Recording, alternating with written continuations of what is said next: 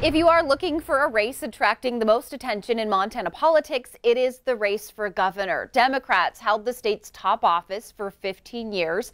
Now Republicans are making the most noise. Here again is MTN's Jay Cohn.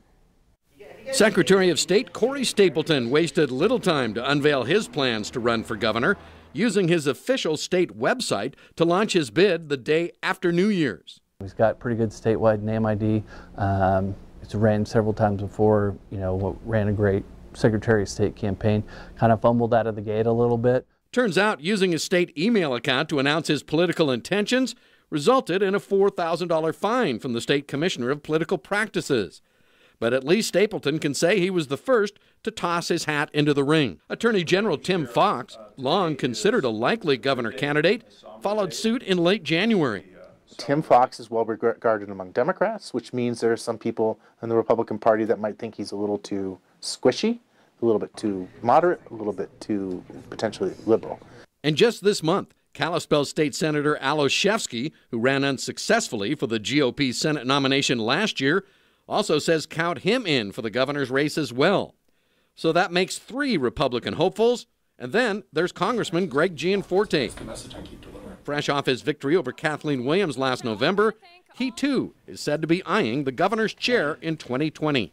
Everything's going to shape up around what Congressman Gianforte decides to do. The governor's office fits his personality a little more. The CEO of $1 billion company, those kind of things tend to be a little bit more on the executive side rather than the legislative side. I think he will run for governor. Because he wants to be governor. He's already wanted to be governor. I think this is his best shot. An open seat's the best opportunity.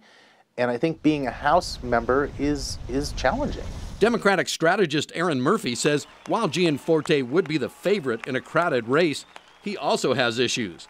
A failed bid for governor in 2016 and that ugly assault on a reporter during his special congressional election. What was very telling to me is how successfully Congressman Gianforte won his re-election after his special election, despite the body slamming of a reporter that landed him in international headlines, which didn't appear to hurt him, and nor has he been willing to talk about that. If he decides to go for that executive position we were talking about as governor, I think he'll face formidable challenge. For the Democrats, though, succeeding Bullock won't be easy.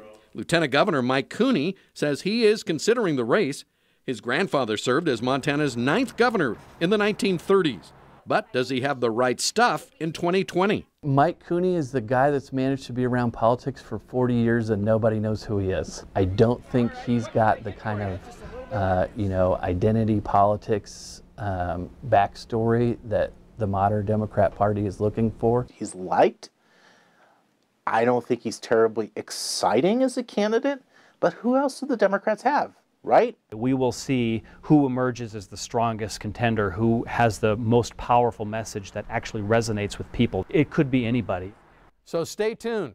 The Republican primary next year will be key, plus we'll get to see who emerges on the Democratic side.